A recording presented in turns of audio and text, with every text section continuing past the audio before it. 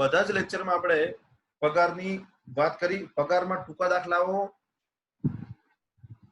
આવડશે તો મોટા દાખલા આવડશે, એટલા માટે હું નાના નાના પોઈન્ટ તમને લખાવડાવું છું, બરાબર. અને એ લખવાની સાથે તમને પ્રેક્ટિકલ પણ કરાવું છું. એટલે દરેક જણ ખાસ એ રીતે ચેપ્ટરને જોજો. અને બીજું, જે સીએ કરતો છોકરો છે ને, સીએ કરતો સ્ટુડન્ટ, બરાબર, એ સ્ટુડન્ટ પણ આ જ રીતે આ જ વસ્તુ ઇંગ્લિશમાં ભણી રહ્યો છે.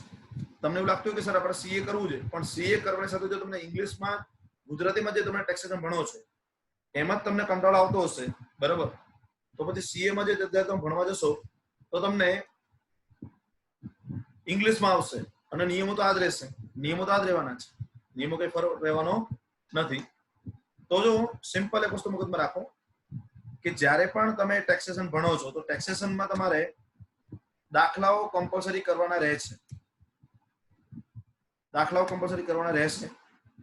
એટલે મહેરબાની કરીને, બરોબર, લખવામાં અને યાદ રાખવામાં કંટાળો ના લાવશો. મેં પહેલા કીધું હતું કે ટેક્સેશન આખું કોના પર ડિપેન્ડ છે ખબર છે? તો કે ટેક્સેશન આખું જોગવાઈઓ પર ડિપેન્ડ છે. એટલે જોગવાઈઓ તમારા મગજમાં હશે તો તમને દાખલો આવડશે, બાકી તમને દાખલો આવડશે નહીં. એટલે ખાસ યાદ રાખજો કે મેં દરેકે દરેક વસ્તુ પીપીટી થી કેમ ભણાવું છું, તમને કંટાળો ના આવે એટલા માટે. મારા પ્રયત્નો 100% તમારા માટે તો છે જ, બરાબર, પણ હવે તમે સમજો તો વધુ સારું. હવે જો સિમ્પલ પીપીટી મેં શેર કરી છે, સ્ક્રીન લોક થઈ જાય એટલે કદાચ પીપીટી પાછી જતી રહી છે, પણ હું તો ફરીથી વારંવાર આ પ્રયત્નો ચાલુ રાખીશ. દરેક જણ જુઓ, ભથ્થાઓમાં આખું લિસ્ટ છે. એમાં વચ્ચે જુઓ ઘરભાડા ભથ્થું અને બીજું હતું મનોરંજન ભથ્થું. જે મેં ચાર્ટ બનાવ્યો હતો એ ચાર્ટની વાત કરું છું. હવે એમાં આપણે મનોરંજન ભથ્થું તો પતી ગયું, તો હવે આવશે ઘરભાડા ભથ્થું. અને ઘરભાડા ભથ્થાની જોગવાઈ જે રહી એ આ છે. તો સિમ્પલ એક વસ્તુ મગજમાં રાખજો, આ નિયમો છે. નીચે મેં આખું માળખું બનાવ્યું છે, એ દાખલો ગણવા માટેના સ્ટેપ છે. ઘરભાડા ભથ્થામાં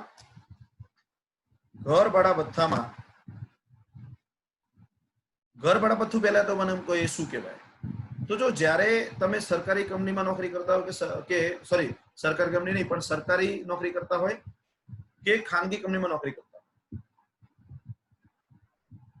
તમારા માટે તમને જ્યારે ઘર ભાડા ભથ્થું મળતું હોય, કોની પાસેથી મળે? મને ઘર ભાડા ભથ્થું કોની પાસેથી મળે? તો કે જો સરકાર પાસેથી મળતું હોય તો સરકારી કર્મચારીને મળતું ઘર ભાડા ભથ્થું કહેવાય. અને ખાનગી કંપનીમાં નોકરી કરતા હોય તો કંપની તરફથી તમને મળતું ભાડું ભથ્થું હોય. એ શેના માટે હોય છે? તો કે જે જગ્યાએ તમે નોકરી કરો છો ને એ જગ્યાએ તમારે જે રહેવાનું ભાડું હોય, જે ચૂકવતા હોય, એને આપણે ઘર ભાડા ભથ્થું કહેવાય. તો એક વસ્તુ મગજમાં રાખો તમે કે જ્યારે તમે ઘર ભાડા ભથ્થું ચૂકવો જ છો, બરાબર, ઘર ભાડા ભથ્થું ચૂકવો જ છો જ્યારે, તો તમને જે ઘર ભાડા ભથ્થું મળે છે એ ઘર ભાડા ભથ્થું તમને રોકડ સ્વરૂપમાં મળતું હશે. મેં પહેલા પણ કીધું હતું કે સવલતો અને બીજું શું કીધું તમે? તો કે ભથ્થું. તો સવલતો અને ભથ્થું બંને છે ને એ કયા સ્વરૂપમાં હોય ખબર છે? તો કે ભથ્થું જે એ રોકડ સ્વરૂપમાં હોય, જ્યારે સવલતો છે, બરાબર, એ રોકડ સ્વરૂપમાં હશે. તો એક વસ્તુ ક્લિયર રાખો મગજમાં કે અહીંયા આપણને જો ઘર ભાડા ભથ્થું મળવાનું છે એ પગાર સિવાયની આપણને સવલત મળવાની છે. તો પગાર સિવાયની સવલત તમને મળતી હોય તો પગાર સિવાયની સવલત પગાર સિવાયની જો આપણને ભથ્થું મળતું હોય તો એમાં કયા કયા ભથ્થા આવે? તો ઘણા બધા ભથ્થા છે. મોંઘવારી ભથ્થું છે, મનોરંજન ભથ્થું છે, પછી ઘર ભાડા ભથ્થું છે, એવી રીતે મેડિકલ ભથ્થું છે, શિક્ષણ ભથ્થું છે, હોસ્ટેલ ભથ્થું છે. પણ જે મહત્વના ગણતરી વાળા જે પોઈન્ટ છે એમાં બે ભથ્થા આપણે ડિસ્કસ કર્યા. એમાં એક ભથ્થું આપણે ડિસ્કસ કર્યું એ કયું? તો કે એક ભથ્થું ડિસ્કસ કર્યું આપણે, એ છે તમારું મનોરંજન ભથ્થું. પછી બીજું આપણે ડિસ્કસ કરી રહ્યા છીએ કયું? તો કે ઘર ભાડા ભથ્થું. હવે જો ઘર ભાડા ભથ્થામાં ઇન્કમ ટેક્સ ધારાની કલમ જે આપેલી છે એ કલમ કઈ છે? તો કે કલમ 13 એ હેઠળ તમારે આની કરમુક્ત રકમ નક્કી કરવાની હોય છે. આમ તો ઘર ભાડા ભથ્થાની જોગવાઈનો નિયમ 2 ઇન્કમ ટેક્સ માં આનો નિયમ આપેલો છે. નિયમ 2 માં એની જોગવાઈ આપેલી છે. એમાં કીધું છે કે કલમ 10(13) એ તો કે જો કર્મચારીને માલિક તરફથી રહેઠાણના સગવડના બદલે ઘર ભાડા ભથ્થું આપવામાં આવતું હોય તો જો એક વસ્તુ યાદ રાખો, કંપનીમાં કાં તો તમને મકાન આપવામાં આવે રહેવા માટે, કાં તો તમને ભાડું આપવામાં આવે, આ સવલત આપવામાં આવે છે. બરાબર. તો આ વસ્તુ તમારે નક્કી કરવાની રહે છે કે જો તમને ભથ્થું મળતું હોય છે તો એ ભથ્થું તમને કઈ રીતે મળે છે. એક તો મકાનના સ્વરૂપે મળે છે કે કાં તો તમને રોકડ સ્વરૂપમાં મળે છે. તો મકાન નથી આપતી કંપની તો શું આપે છે, તો કે તમને રોકડમાં પગારની સાથે તમને ભથ્થું આપવામાં આવે છે. એટલે HRA એટલે એને કહેવાય house rent allowance. House rent allowance તો કલમ 10(13) મુજબ એની કર મુક્તિની રકમ નક્કી કરવા માટે નીચેના 3 સ્ટેપ આપેલા છે, અ, બ અને ક. તો આ સ્ટેપને મેં વ્યવસ્થિત નીચે આપેલા જ છે, પણ આપણે એને નિયમ મુજબ સમજી લઈએ કે માલિક તરફથી મળતું ખરેખર ઘર ભાડા ભથ્થું તો આ કેટલા સમયનું હોય, તો કે જેટલા સમય માટે તમે મકાનનો ઉપયોગ કરો છો એટલા સમય માટેનું હોય. આપણે વાર્ષિક રીતે ગણતા હોય તો તમે 9 મહિના માટે જો ઉપયોગ કરતા હોય 9મા મહિનામાં, બરાબર, તો પછી તમને 9 મહિનાનું ભથ્થું મળશે. જેટલા સમય તમે નોકરી કરો છો એટલા સમયનું તમને ભથ્થું મળે. તમે 6 મહિના નોકરી કરી હોય વર્ષમાં ત્યાં તો 6 મહિનાનું ભથ્થું મળે. વર્ષ તમે આખું વર્ષ તમે નોકરી કરી હોય તો આખા વર્ષનું ભથ્થું મળે. તો જે ભથ્થું મળે છે એટલા માટે આપણે લખ્યું છે જેટલા સમય માટેનું ભથ્થું મળે છે એના સમય માટેનું આપણે ભથ્થું અહીંયા લેવાનું છે. પછી નંબર 2 બ જે સ્ટેપ છે, પગારના 10% થી વધુ ચૂકવેલ ભાડું. એટલે સ્ટેપમાં પણ ગણવું પડશે કે તમને કંપની કેટલા આપે છે તો બીજો પોઈન્ટ છે, પણ તમને કંપની પાસેથી જેટલા મળે છે એના સિવાય તમે પોતે કેટલો રકમ ભાડું ચૂકવો છો, તમે મકાન માલિકને કેટલું ભાડું ચૂકવો છો એની વાત થઈ રહી છે.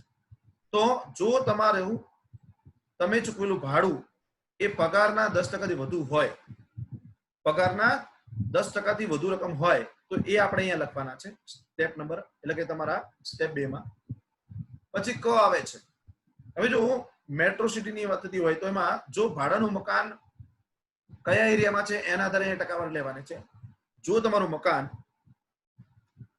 દિલ્હી, કોલકાતા, મુંબઈ અને ચેન્નાઈ શહેરમાં જો તમારી મકાન આવેલું હોય તો તમારે પગારના 50% લેવાના છે. અને એના સિવાયના શહેરો હોય, કયા શહેરો, દિલ્હી, કોલકાતા, મુંબઈ અને ચેન્નાઈ સિવાયના જો શહેરો હોય તો તમારે પગારના 40% લેવાના છે. બરાબર. એટલે આ તમારા 3 સ્ટેપ છે. બીજું પગાર શબ્દ છે, તો પગાર શબ્દમાં યાદ રાખવાના મુદ્દા કયા એ આપણે નીચે ડિસ્કસ કરીએ છીએ. તો અહીંયા સિમ્પલ નોંધ નંબર 1, દરેકમાં નોંધ તો આવે જ છે એટલે ગણતરી કરતી વખતે આ બધી નોંધ તમને કામ લાગશે. નંબર 1, ઘર ભાડા ભથ્થાની ગણતરી માટે એટલે મૂળ પગાર તો પરંતુ નોકરીની સ્પષ્ટ શરત મુજબ પ્રોવિડન્ટ ફંડ જેવા નિવૃત્તિના લાભમાં ધ્યાનમાં લેવાતું હોય તો જ મોંઘવારી ભથ્થું ઉમેરવાનું રહેશે. એટલે જો મોંઘવારી ભથ્થું ઉમેરવાનું કહ્યું હોય તો તેનો સમાવેશ કરો, પણ ક્યારે, જ્યારે આવી નોંધ આપી હોય ત્યારે કે ભાઈ પ્રોવિડન્ટ ફંડ જેવા નિવૃત્તિના લાભમાં ધ્યાનમાં લેવાતું હોય તો જ મોંઘવારી ભથ્થું ઉમેરવાનું છે. પછી વાત કરી છે એવી જ રીતે કર્મચારીએ વેચાણના નિશ્ચિત ટકા મુજબ કમિશન મળતું હોય તો કમિશન પણ ઉમેરવું, અન્યથા મૂળ પગાર ધ્યાનમાં લેવું. તમને જ્યારે મૂળ પગારના 10% ની વાત આપણે કરી નંબર 2 માં હમણાં જે રીતે, એ જગ્યાએ તમારે કયો પગાર ધ્યાનમાં લેવાનો છે તો કે એમાં મોંઘવારી ભથ્થું ઉમેરવું પડે, એમાં કમિશન ઉમેરવું પડે. પણ જો સ્પષ્ટતા આપી હોય તો તમને મોંઘવારી ભથ્થું આપ્યું હોય પણ એવી સ્પષ્ટતા ન આપી હોય કે આ મોંઘવારી ભથ્થું એ પ્રોવિડન્ટ ફંડ જેવા લાભમાં ઉમેરાતું નથી અથવા ઉમેરાય છે, આવી સ્પષ્ટતા આપેલી હોય તો તમારે ત્યાં મોંઘવારી ભથ્થું ઉમેરવાનું રહે છે. સ્પષ્ટતા ન આપી હોય તો તમારે ઉમેરવાનું રહેતું નથી. એટલે આ પહેલો પોઈન્ટ છે. નંબર 2, આ ભથ્થું મેળવનાર ખરેખર ભાડું ચૂકવતો હોવો જોઈએ. હવે જો હું આજે નોકરી કરું છું, મને સરકાર પાસેથી અથવા મને કંપની પાસેથી જે ભાડું મળે છે એ ભાડું મને કર મુક્તિનો લાભ ક્યારે અપાવશે ખબર છે? જ્યારે હું પોતે ભાડાના મકાનમાં રહેતો હોઈશ ત્યારે. તો જ મને કરમુક્તિનો લાભ મળશે.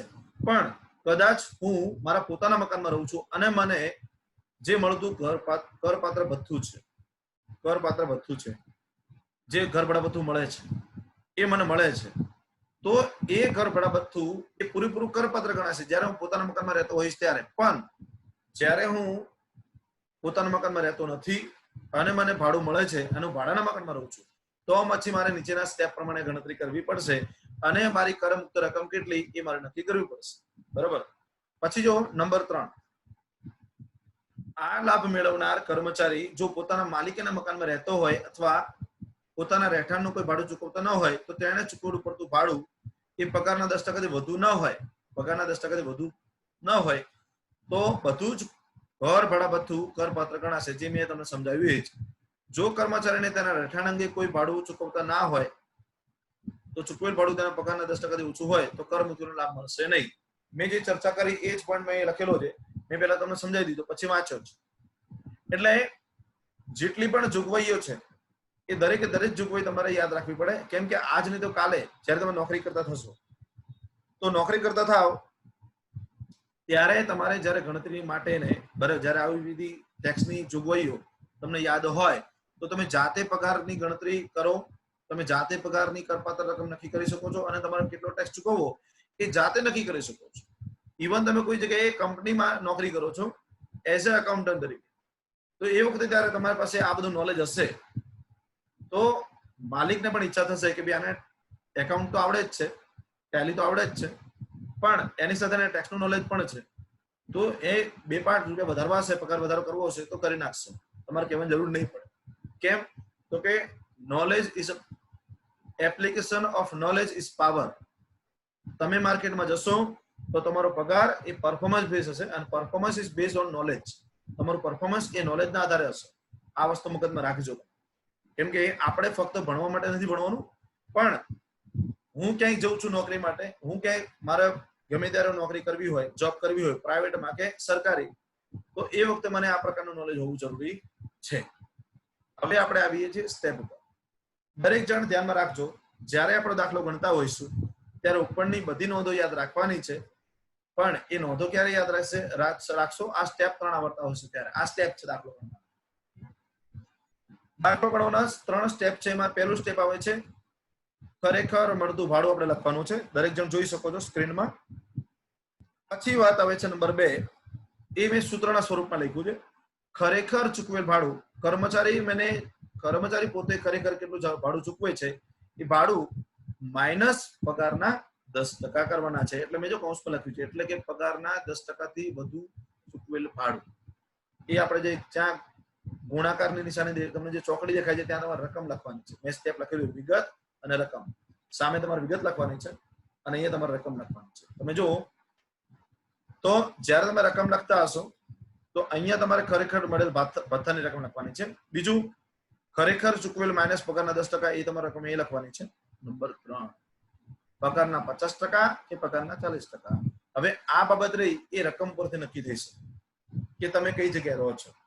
એટલે મેં નીચે નોંધ લખી જ નાખી છે કે પગારના જો ભાડાનું મકાન મુંબઈ, ચેન્નાઈ, દિલ્હી કે કોલકાતામાં હોય તો પગારના 50% અને અન્ય સ્થળે રહેતો હોય કર્મચારી તો પગારના 40% એ તમારે લેવાના છે. અને પછી ઉપરોક્ત ત્રણેયમાંથી જે રકમ ઓછી હોય, બોલો બેટા હા, બે માં અને એ ટકા કેવી રીતે નક્કી કરે છે ખબર? ટકા કેવી રીતે નક્કી કરે ખબર છે? તો કે મેટ્રો સિટી નહીં કરે, મેટ્રો સિટી જ્યારે 50 જે સિટીને બરાબર મેટ્રો સિટીનો દરજ્જો મળી જાય, મેટ્રો સિટીનો બરાબર એના માટેનો દરજ્જો છે બરાબર. એટલે મુંબઈ, ચેન્નાઈ, દિલ્હી, કોલકાતા બધા મેટ્રો સિટી છે. અમદાવાદને મળશે ત્યારે મળશે બરાબર. એટલે એના માટેનો આ ઇન્કમ ટેક્સનો નિયમ બનાવેલો છે કે ત્યાં 50% પગારના અને બાકી સ્થળોમાં 40%. તો જો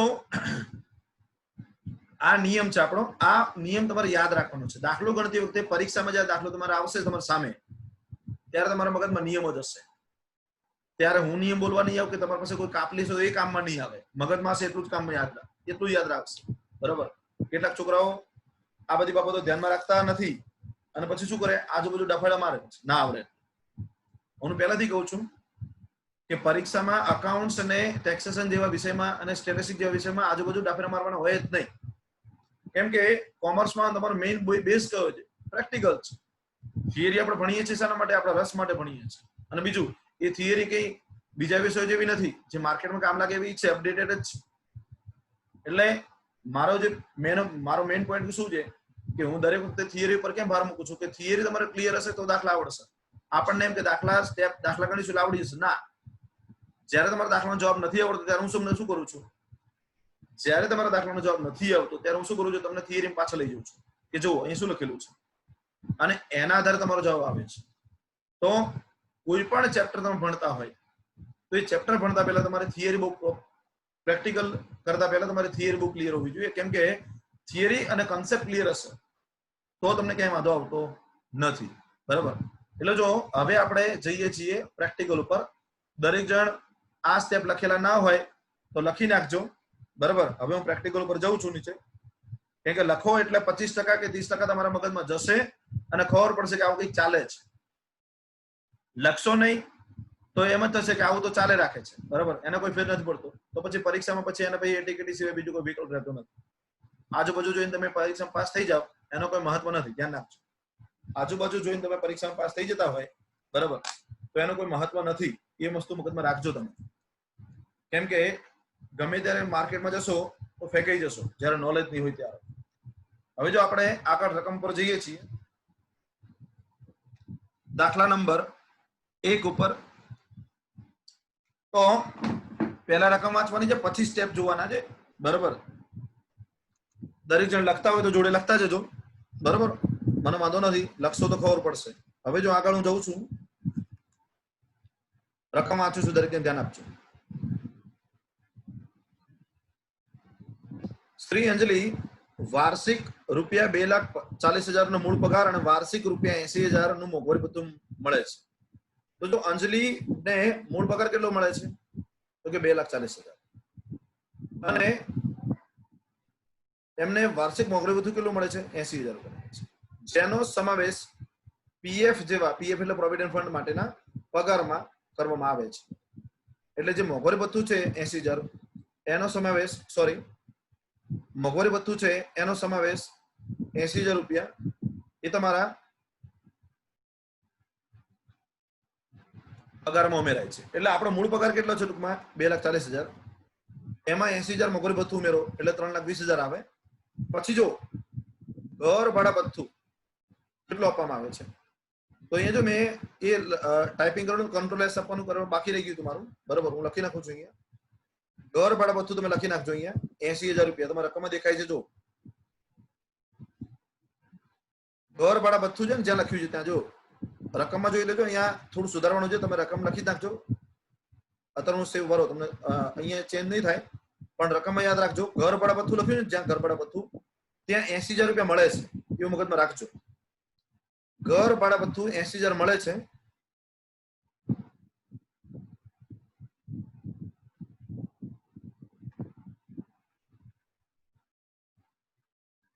એટલે અને અંગત રહેઠાણ માટે ખરેખર વાર્ષિક ભથ્થું, તો કે જો ખરેખર જે રૂપિયા તમે ચૂકવો છો, કેટલા રૂપિયા છે? 96,000 છે. અહીં લખું છું ઘર ભાડા ભથ્થું રૂપિયા 80,000 રૂપિયા જે તમે ચૂકવો છો. એ મારા પીપીટીમાં હું અહીં ચેન્જ નથી કરી શકતો, એટલે ખાલી તમે જોડે લખી નાખજો. 80,000 રૂપિયા લખું છું, કદાચ નહીં થાય અહીંયા ચેન્જ કરવાનો પ્રયત્ન કરું છું પણ નહીં થાય. બરાબર? એ મારે પછી કરવું પડશે. દરેક જણ મગજમાં રાખજો કે જ્યાં ઘર ભાડા ભથ્થું લખ્યું છે ત્યાં તમારે 80,000 રૂપિયા લખવાના છે. 80,000 રૂપિયા કે જે ખરેખર મળે ભથ્થું છે એ 80,000 રૂપિયા છે. એટલે જો પગાર તમારો કેટલો? તો કે 2,40,000.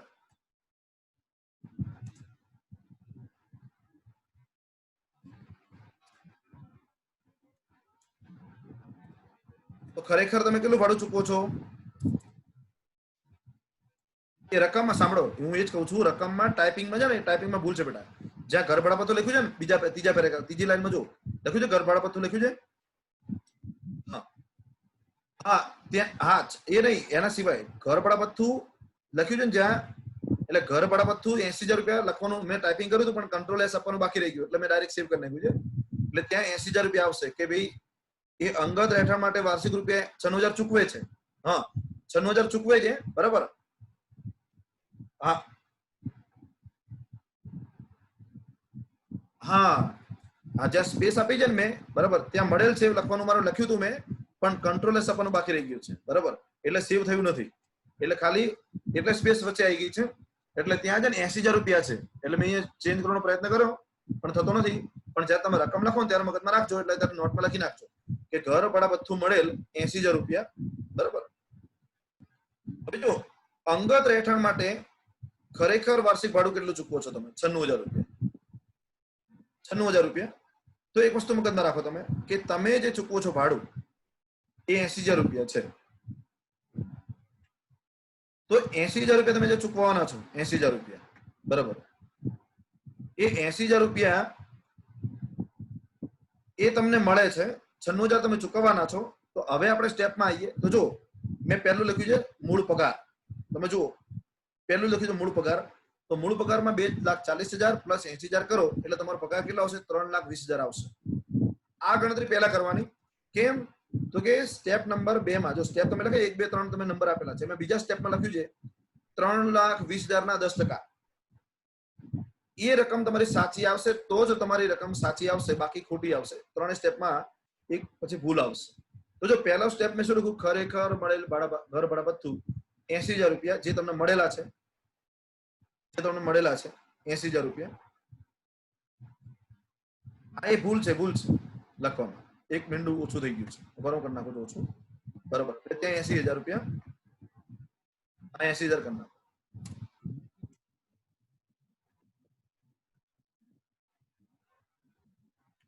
તો હવે આપણે વાત કરીએ આગળ. તો પહેલો સ્ટેપ તમે શું લખ્યું? તો કે પહેલું સ્ટેપ લખ્યું 80,000 ખરેખર મળેલ ભથ્થું. બીજું સ્ટેપ ખરેખર ચૂકવેલ ઘર ભાડા ભથ્થું, બરોબર, સોરી, ખરેખર ચૂકવેલ ભાડું માઇનસ પગારના 10%. તો જો આપણે રકમ જોઈ શકીએ છીએ કે ખરેખર ચૂકવેલ ભાડું 96,000 છે અને પગારના 10% કેટલા? તો કે આપણે પગાર ગણ્યો 3,20,000. 3,20,000 ના 10% કરો એટલે 32,000 આવે. તો એ 32,000 માઇનસ કરો એટલે 12 રકમ આવે, 64,000 રકમ આવે છે. પછી વાત કરો પગારના 50% કે 40%. હવે અહીંયા કોઈ સ્થળની સ્પષ્ટતા નથી. જ્યારે સ્થળની સ્પષ્ટતા ન હોય તો આંખો બંધ કરી અને 3,20,000 જે આપ્યા હોય મૂળ પગાર એના 40% લઈ લેવાના. એટલે જો આપણે શું કર્યું? 3,20,000 ના 40% કર્યા એટલે કેટલા આયા છે? 40% આયા છે. 40% આયા છે, બરોબર. તો 1,28,000 રૂપિયા આયા. 1,28,000 રૂપિયા. તો હવે જો ખરેખર મળેલ ભથ્થું 80,000, બીજું સ્ટેપ 64,000, ત્રીજું સ્ટેપ 1,28,000. હવે નીચે મેં લખ્યું છે ઉપરોક્ત ત્રણેયમાંથી જે રકમ ઓછી હોય તે કરમુક્ત ગણાશે. જે રકમ ઉપરોક્ત ત્રણેયમાંથી ઓછી હશે તે કરમુક્ત ગણાશે. એનો મતલબ કે હવે સૂત્ર લખીએ કરપાત્ર ઘર ભાડા ભથ્થું બરાબર ખરેખર મળેલ ઘર ભાડા ભથ્થું માઇનસ કરમુક્ત ઘર ભાડા ભથ્થું. તો 80,000 માઇનસ 64,000 કરીએ એટલે 16,000 આવે જે મારી કરપાત્ર રકમ થાય. તો આપણે પ્રશ્નમાં શું પૂછ્યું છે? આકારણી વર્ષ 2020-21 માટે કરમુક્ત અને કર ભાડા ભથ્થું નક્કી કરો. અહીં સુધી ખબર પડી? તો જો કરમુક્ત ભથ્થું 64,000 અને કરપાત્ર ભથ્થું કેટલું? તો કે 16,000. દરેકને આટલી ખબર પડી? આ કે નામાં જવાબ આપજો. કન્ફ્યુઝન હોય તો પૂછી લેજો, અને જે લોકો યુટ્યુબ પર હોય એ લોકો કોમેન્ટમાં લખજો. બોલો બેટા, દરેકને ખબર પડી? એ રકમમાં થોડું ટાઈપિંગ મિસ્ટેક હતી એટલે કદાચ થોડું કન્ફ્યુઝન હશે, પણ મેં સુધારી દીધું છે કે ઘર ભાડા ભથ્થું છે એ 80,000 મળેલ છે, બરાબર, અને ચૂકવેલ છે કેટલું? 96,000. હવે આપણે બીજા દાખલા પર જઈએ.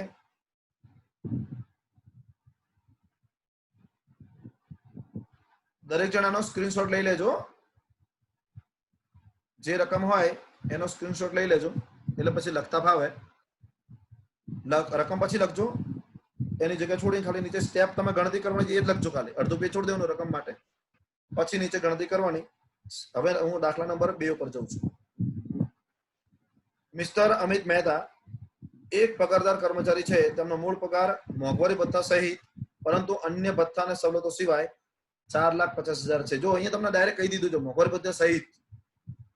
જરા ભેગો પગાર આપ્યો હોય ત્યાં સમજી લેવાનું કે આ પગાર એટલે કે આ જે મોંઘવારી ભથ્થું અંદર મળતું છે એમને એ પીએફના લાભમાં ઉમેરાય છે, એટલા માટે ડાયરેક્ટ કહી દીધું છે કે 4,50,000 મોંઘવારી ભથ્થા સહિત જ છે.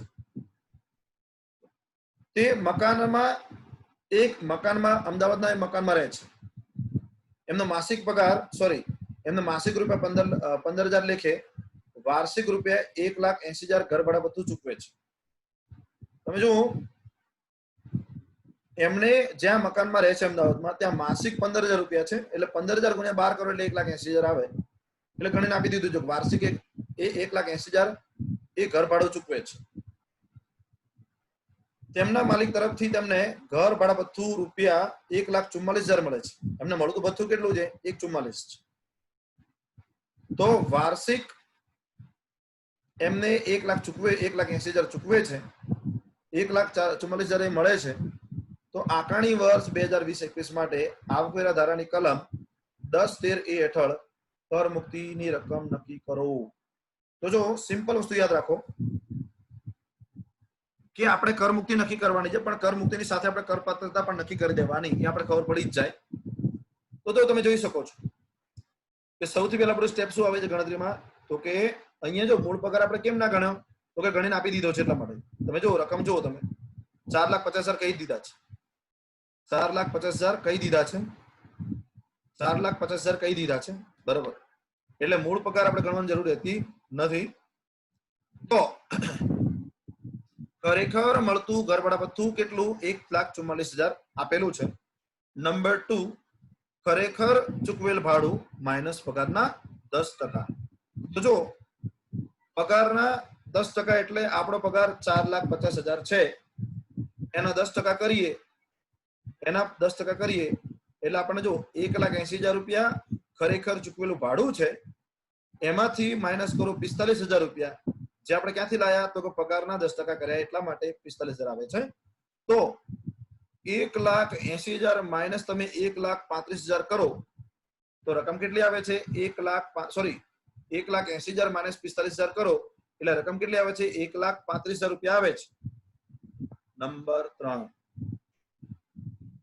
પગારના 40% કે 50%. તો અહીંયા કીધું છે અમદાવાદ, તો અમદાવાદ એ દિલ્હી, મુંબઈ, દિલ્હી, ચેન્નઈ, કલકત્તામાં નથી આવતું, એટલે અહીંયા આપણે 40% લીધા છે. તો જો 4,50,000 ના 40% કરો એટલે 1,80,000 આવશે. ત્રણેય સ્ટેપમાં રકમ સેટ થઈ ગઈ છે. હવે તમે નીચે સ્ટેપ મૂકો. ઉપરોક્ત પૈકી ઓછી રકમ હોય તે કરમુક્ત ગણાય. તો જો ખરેખર મળેલ ભથ્થું કેટલું? અહીંયા મારી ભૂલ છે, ધ્યાન રાખજો, અહીંયા મારી ભૂલ છે.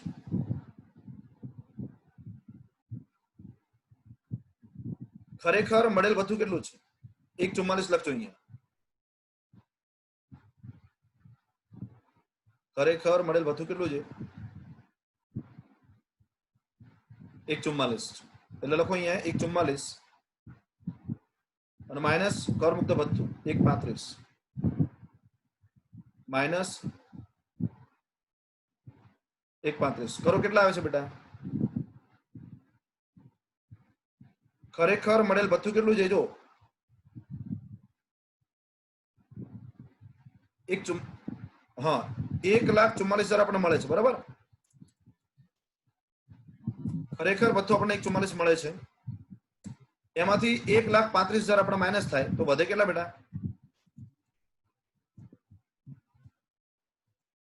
9,000.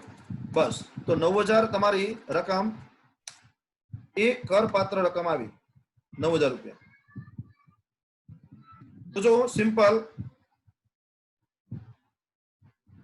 હવે તમને ખબર પડી ગઈ હશે કે આ 3 સ્ટેપમાં કઈ રીતે ગણતરી થાય છે. ખબર પડી દરેકને કે નહીં?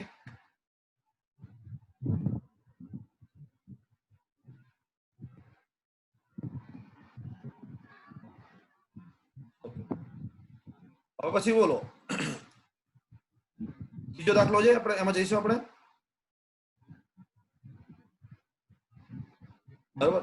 હા, ત્રીજા દાખલામાં આવીએ તો જો મહેન્દ્રસિંહ ધોની, પેલા દાખલામાં ખબર પડી, અમિત મહેતામાં દાખલામાં ખબર પડી,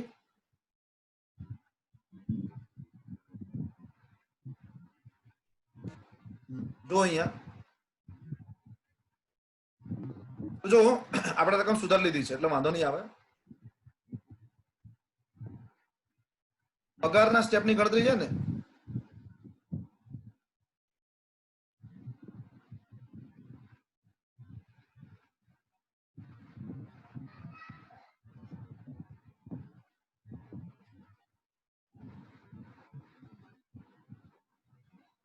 મયુર મારો અવાજ આવે છે બેટા?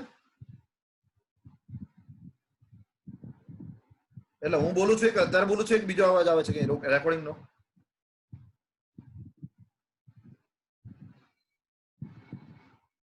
Okay okay okay okay okay. હવે બીજા દાખલા પર જઈએ, ત્રીજા દાખલા પર આપણે. ઓકે, બીજો દાખલો જોઈએ. હવે આપણે જઈએ દાખલા નંબર 3 માં, મોંઘવારી ભથ્થા વાળો. જો હમણાં તમને જે સિમ્પલ આપેલો છે દાખલો, દાખલા નંબર 3 માં જુઓ, મોંઘવારી ભથ્થું છે ને, સોરી, મહેન્દ્ર ધોની એક કોચિંગ કંપનીમાં નોકરી કરે છે. તેમનો માસિક પગાર કેટલો છે? 30,000. ધ્યાનથી જોજો, રકમ થોડી મેં ટિપિકલ બનાવેલી છે, બરાબર. અને રકમ ત્યાં વંચાય છે દરેકને, સ્ક્રીન વંચાય છે દરેકને ત્યાં? Okay fine, okay fine. હા, તો જો મહેન્દ્રસિંહ ધોની એક કોચિંગ કંપનીમાં નોકરી કરે છે, તેમનો માસિક પગાર ₹30,000 છે અને પગારના 50% લેખે મોંઘવારી ભથ્થું પણ મળે છે. તો મોંઘવારી ભથ્થાના 50% લેખે નિવૃત્તિના લાભોમાં ધ્યાનમાં લેવાય છે. તો જો મોંઘવારી ભથ્થું છે ને એ પગારના 50% છે ને, એ 50% માંથી 50% મોંઘવારી ભથ્થું આપણે પીએફ ના લાભમાં લઈએ છીએ. અને પછી લખ્યું છે કે મૂળ પગાર માલિક તરફથી મૂળ પગારના 25% લેખે ઘર ભાડું ભથ્થું મળે છે. તો મૂળ પગાર જે આપણને ચોપડીમાં આપે છે ને, ગણીશું એ 3,60,000 ના આપણે લેવાના છે. પગાર અને મૂળ પગારમાં ફરક છે. મૂળ પગાર એટલે જે આપણને 30,000 રૂપિયા આપે એ મૂળ પગાર કહેવાય. પછી જે પગાર શબ્દ આપણે ગણીએ છીએ, જે પગારના 10% ગણીએ છીએ એ, પછી પગારના 40% ગણીએ છીએ એ, પગાર પાછો અલગ. તો અહીંયા જો તેઓને માસિક ₹7,000 ભાડું ચૂકવે છે. તો તેઓ ભાડું કેટલું ચૂકવે છે? તો કે વર્ષના આપણને નથી આપ્યા, માસિક ભાડું આપ્યું છે. તો જે એક વસ્તુ મને કહેજો કે મહિનાના 7,000 ચૂકવતા હોય તો 12 મહિનાના કેટલા ચૂકવતા હશે? 12 × 84, એટલે 84,000 રૂપિયા એ ચૂકવે છે. કેટલું ભથ્થું મળે છે એ આપણે ગણીએ છીએ. તો જો સૌથી પહેલા આપણે મૂળ પગાર ગણીએ, જેના પર આપણે ટકાવારી ગણવાની હોય છે એના. તો 30,000 × 12 માસ કરીએ એટલે 3,60,000 આવે. તો 3,60,000 ના 25% લેખે આપણને ભાડું મળે છે. એટલે જો પહેલું સ્ટેપમાં શું લખ્યું છે? 3,60,000 ના 25% એટલે આપણને 90,000 રૂપિયા ભથ્થું મળે છે, જે આપણને રકમમાં નથી આપ્યું, બરાબર. જે આપણને નથી આપ્યું, ખાલી ટકાવારી આપી છે કે ભાઈ માલિક તરફથી મૂળ પગારના 25% લેખે ભાડું મળે છે. તો મૂળ પગાર આપણો 30,000 × 12 કરીએ એટલે 3,60,000 આવશે, પ્લસ મોંઘવારી ભથ્થું કેટલું છે. તો જો મોંઘવારી ભથ્થું આપણું રકમ જે આવી છે એ પ્રમાણે 3,60,000 ના તમે 50% કરો, એના 50% કરો એટલે રકમ કેટલી આવશે? તો કે 90,000 આવશે. તો 3,60,000 માં 90,000 ઉમેરો એટલે આપણો પગાર જે હોય એ 4,50,000 આવે છે. તો જો બીજું સ્ટેપ જુઓ, બીજું સ્ટેપ ખરેખર ચૂકવેલ ભાડું માઇનસ પગારના 10%, એટલે 7,000 × 12 માસ કરીએ એટલે 84,000 તમે ભાડું ચૂકવો છો કર્મચારી તરીકે. મહેન્દ્રસિંહ ધોની કેટલું ભાડું ચૂકવે છે? તો કે 84,000 રૂપિયા ભાડું ચૂકવે છે.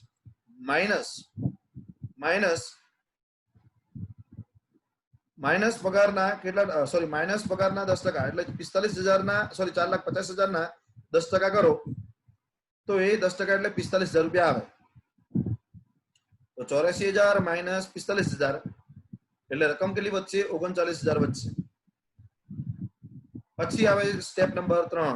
અમદાવાદ, અહીંયા કીધું નથી સ્પષ્ટતા કઈ જગ્યાએ રહે છે, એટલે આપણે આંખો બંધ કરીને પગારના 40% લઈ લેવાના. તો 4,50,000 ના 40% ગણો કેટલા આવશે 4,50,000 ના 40% કરીએ એટલે 1,80,000 આવશે હવે ત્રણેયમાંથી ઓછી રકમ કઈ તો કે ત્રણેયમાંથી ઓછી રકમ એટલે 90,000 સોરી 39,000 આવે તો હવે તમે નીચે જો સૂત્રમાં લખ્યું છે ઉપરોક્ત પૈકી જે રકમ ઓછી હોય તે કરમુક્ત ગણાશે તો કરપાત્ર રકમ બરાબર કરપાત્ર ઘરભાડા ભથ્થું બરાબર ખરેખર મળેલ ભથ્થું માઇનસ કરમુક્ત માઇનસ 39,000 એટલે જો ખરેખર મળેલ ભથ્થું કેટલું 90,000 કરમુક્ત ભથ્થું કેટલું 39,000 તો ડિફરન્સ કેટલો આવ્યો 51,000 રૂપિયા તો તમારું કરપાત્ર ભથ્થું 51,000 છે અને કરમુક્ત રકમ 39,000 રૂપિયા છે એટલે અહીંયા તમારો દાખલો પૂરો થયો બરાબર દરેકને ખબર પડી અહીં સુધી